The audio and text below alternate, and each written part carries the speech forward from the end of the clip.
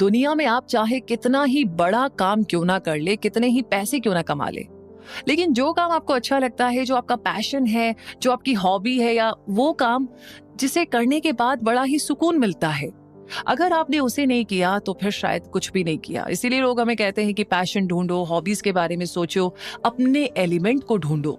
Exactly, element मतलब सुना है आपने कभी, या नहीं सुना है, या थोड़ा सुना है, कुछ कुछ पता है। डोंट वरी, ये जो एलिमेंट वर्ड है ना, आज इसी के बारे में हम बात करेंगे इस समरी में। क्योंकि एक इंसान को बेहतर बनाने के लिए टैलेंट और पैशन अपने आप में बहुत अच्छे हैं, लेकिन जब आप इन्हें एक साथ ले आते हैं तो आपको अपना एलिमेंट मिलता है। एलिमेंट का मिलना वो स्टेट है जब आपके टैलेंट और पैशन मिलकर के आपके अंदर से आपका बेस्ट बाहर लाते हैं। तो इस समरी में आपको ये पता चलेगा कि कोई भी इंटेलिजेंट और क्रिएटिव बन सकता है। आपके स्कूल के मार्क्स आपके फ्यूचर की सक्सेस को डिफाइन नहीं करते। आप जो भी करना चाहते हैं, आप उसमें बहुत अच्छे बन सकते हैं। आप जिन भी लोगों को पसंद करते हैं वो कभी आप ही की तरह ही हुआ करते थे, लेकिन इन्होंने अपने एलिमेंट को ढूंढा और वे टॉप पर पहुंच गए। तो आप भी उनकी तरह बन सकते हैं। नमस्कार दोस्तों, चलिए समरी को शुरू करते हैं जिसका नाम है the element, how finding your passion changes everything, जिसे लिखा है केन रॉबिन्सन ने। इस समरी की अगर बात की जाए तो सबसे पहला सवाल, क्या आप जो अभी कर रहे हैं वो आपको सच में पसंद है? अगर नहीं, तो क्या आप में जो टैलेंट और पैशन है उसके बारे में आप जानते हैं? अब ज्यादातर लोगों का जवाब इस बारे में होगा ना। लेकिन अगर आप इनमें से एक है तो आपको चिंता करने की जरूरत नहीं है, क्योंकि कोई भी किसी भी उम्र में अपने एलिमेंट को खोजना शुरू कर सकता है। अपने एलिमेंट को खोजने का मतलब है ऐसी चीजें खोजना जो करना आपको पसंद है और जो करने में आप बहुत अच्छे हैं। तो ये समरी एजुकेशन की लिमिटेशन को और कैसे हमें सिर्फ हाई ग्रेड्स पाने के लिए अपनी इंटेलिजेंस की डेफिनेशन को लिमिट नहीं करना चाहिए को एक्सप्लोर करती है। ये समरी लोगों में अलग अलग तरह की इंटेलिजेंस को डिटेल में बताती है। इसमें उन इंस्पायरिंग लोगों की बहुत सारी कहानियां हैं जिनके टैलेंट को स्कूल में वैल्यू बिल्कुल नहीं दी गई। इसके बावजूद भी उन्होंने कुछ अलग और बहुत बड़ा कर दिखाया। तो इतना ही नहीं, आप यहाँ पर ये भी सीखेंगे कि क्रिएटिव होने का क्या मतलब है और आप अपनी इमेजिनेशन की अनलिमिटेड पोटेंशियल को कैसे अनलॉक कर सकते हैं। इस समरी में हम डिस्कस करेंगे कि इन द जोन का मतलब क्या है और वहां पर कैसे पहुंचना है। तो क्या आप अपने रियल सेल्फ को खोजकर अपना बेस्ट परफॉर्मेंस अचीव करके ज्यादा फुलफिल्ड लाइफ जीने के लिए तैयार हैं? ये समरी आपको वो खोजने में हेल्प करेगी जो करने के लिए आप पैदा हुए हैं। तो आइए एलिमेंट को ढूंढने की इस जर्नी को शुरू करते हैं। जिलियन 8 साल की बच्ची थी जिसे स्कूल में परेशानी हो रही थी। वो अपने असाइनमेंट देर से जमा करती थी, उसके रिजल्ट भी अच्छे नहीं आते थे और वो अक्सर क्लास के दौरान डिस्ट्रैक्टेड रहती थी, यानी उसका ध्यान कहीं और ही रहता था। उसे इसमें कुछ गलत नहीं लगता था, लेकिन उसके इस बिहेवियर से स्कूल की चिंता बढ़ती जा रही थी। स्कूल ने उसके पेरेंट्स को चिट्ठी लिखी कि शायद उसे कोई लर्निंग डिसऑर्डर है और अच्छा होगा कि वो उसे स्पेशल स्कूल में डाले। जिलियन की माँ उसे एक साइकोलॉजिस्ट के पास लेकर के गई। जिलियन को इस बात का डर था कि शायद उसे स्पेशल स्कूल अटेंड करना पड़ेगा। साइकोलॉजिस्ट और जिलियन की माँ उसे कमरे में छोड़कर बाहर आ गए, लेकिन बाहर आने से पहले उन्होंने कमरे में रेडियो चालू कर दिया था। जब वो बाहर आए तो साइकोलॉजिस्ट से देखना चाहिए कि जिलियन अंदर क्या करती है। जैसे ही वो दोनों कमरे से बाहर निकले, जिलियन ग्रेसफुल, फ्लूइड और नेचुरल मूवमेंट के साथ उस म्यूजिक पर डांस करने लगी। साइकोलॉजिस्ट ने जिलियन की माँ को बताया कि उनकी बेटी बीमार नहीं है, वो एक डांसर है, तो उन्हें उसे एक डांस स्कूल में भर्ती कर देना चाहिए।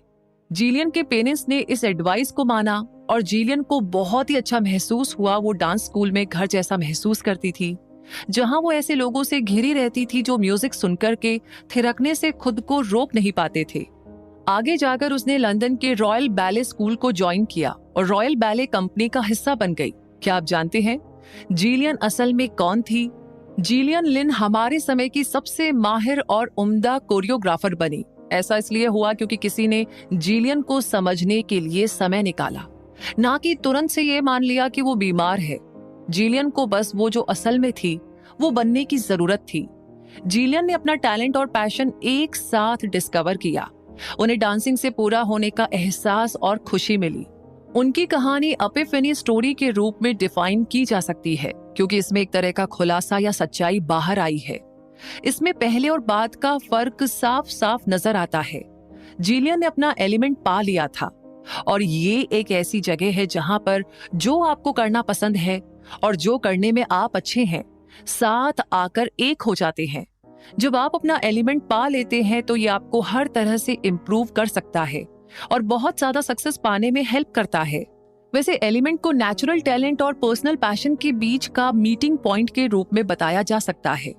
वो लोग जिन्होंने अपना एलिमेंट पा लिया है अक्सर इसे ये कहकर के डिस्क्राइब करते हैं कि इसे पाना खुद को पहचानना और ये समझना है कि आप किस चीज के लिए बने हैं। इंसान सिर्फ एक एलिमेंट तक सीमित नहीं है, वो बहुत सारी चीजें करने में खुशी पा सकता है और सब में समान रूप से अच्छा हो सकता है। एलिमेंट को पाने के लिए कोई एक फिक्स्ड फॉर्मूला नहीं है, हर इंसान में से पाने का तरीका अलग होता है। जैसे कि आप देख सकते हैं कि एलिमेंट कोई एग्जैक्ट साइंस नहीं है, लेकिन एलिमेंट में होने के 2 मेन फीचर और 2 कंडीशन है। वो 2 फीचर हैं एप्टीट्यूड और पैशन। वहीं 2 कंडीशन है एप्टीट्यूड और अपॉर्चुनिटी यानी कि मौका। तो एप्टीट्यूड किसी भी एक्टिविटी की ओर स्वाभाविक खिंचाव या लगाव होता है।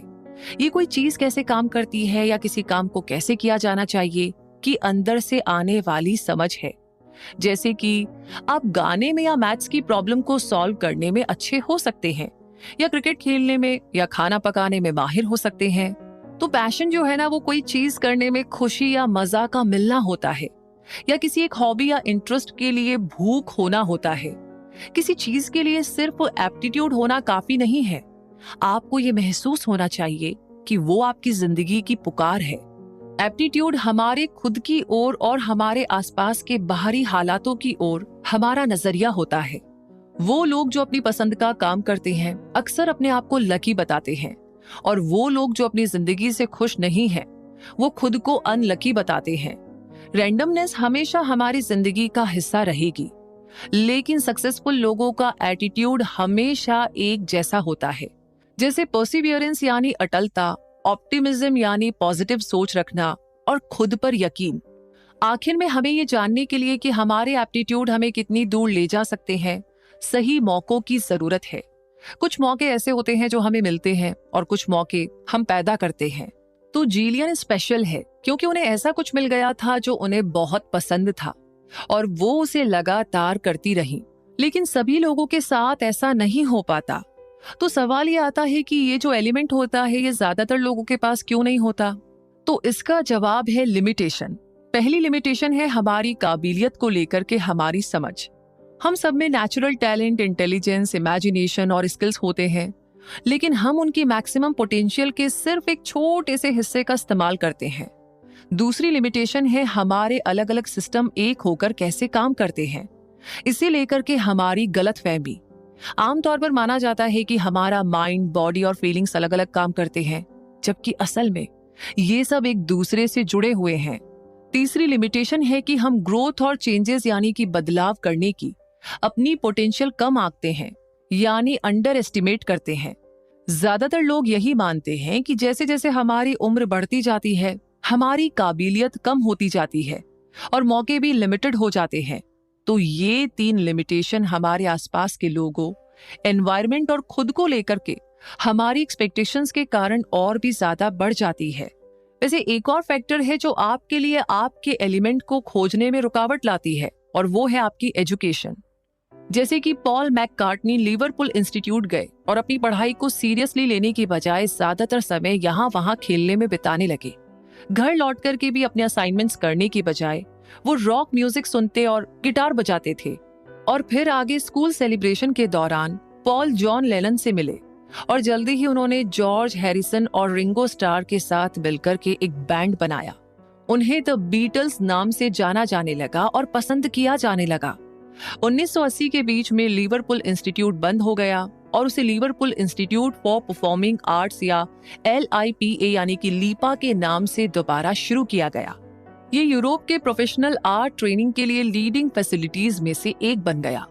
पॉल मैककार्टनी लीपा के लीडिंग पैट्रन है। पैट्रन यानी जो किसी को पैसों और सपोर्ट द्वारा हेल्प करते हैं। तो पॉल मैककार्टनी जैसा केस दुनिया में बहुत से लोगों के साथ होता है। कुछ लोग ये महसूस करते हैं कि उनका टैलेंट एक ऐसी चीज है जिसकी स्कूल में कोई वैल्यू नहीं की जाती। दुनिया भर में एजुकेशन सिस्टम में कुछ ऐसे ही फीचर है जो इंसान के एलिमेंट को खोजने में प्रॉब्लम क्रिएट करते हैं। पहला है कुछ खास एकेडमिक एबिलिटी पर ज्यादा इंपॉर्टेंस दिया जाना। स्कूल क्रिटिकल एनालिसिस और रीजनिंग की और ज्यादा ध्यान देते हैं, खास तौर पर वर्ड्स और नंबर्स को लेकर के। हालांकि ये सब जरूरी है, लेकिन इस कॉन्सेप्ट के अलावा ह्यूमन इंटेलिजेंस में और भी बहुत कुछ है। दूसरा, सब्जेक्ट्स को उनकी इंपॉर्टेंस के हिसाब से लेवल में बांट दिया गया है। जैसे साइंस, मैथ्स, लैंग्वेज स्किल्स जैसे सब्जेक्ट सबसे ऊपर रखे गए हैं, ह्यूमैनिटीज बीच में और आर्ट्स को सबसे नीचे रखा गया है। आर्ट्स में भी अलग अलग लेवल बनाए गए हैं। म्यूजिक और विजुअल आर्ट्स को थिएटर और डांस के मुकाबले ऊपर रखा गया है। कई स्कूल आर्ट्स को अपने सब्जेक्ट्स में से हटा रहे हैं। और आखिर में स्टैंडर्डाइज असेसमेंट की ओर झुकाव भी बढ़ता ही जा रहा है। स्टूडेंट्स को क्विज और एग्जाम में हाई स्कोर पाने के लिए प्रेशर डाला जा रहा है। इसके कारण कई स्टूडेंट्स खुद को एजुकेशन कल्चर से अलग थलग महसूस करते हैं। तो हमारा एजुकेशन सिस्टम ऐसा क्यों है? ऐसा इसलिए है क्योंकि ये इंडस्ट्रियल रिवॉल्यूशन के समय में बनाया गया था, तब जब इकोनॉमिक ग्रोथ और मास प्रोडक्शन यानी बड़े स्केल पर प्रोडक्शन का गोल हुआ करता था। लेकिन अब हम डिजिटल एज में हैं। बिजनेस अब ऐसे क्रिएटिव लोगों को खोज रहे हैं जो इंडिपेंडेंटली सोच सके। अगर हमारा एजुकेशन सिस्टम बच्चों की क्रिएटिविटी को इसी तरीके से खत्म करता रहा तो फिर क्या होगा, ये सोचने वाली बात है। वैसे आगे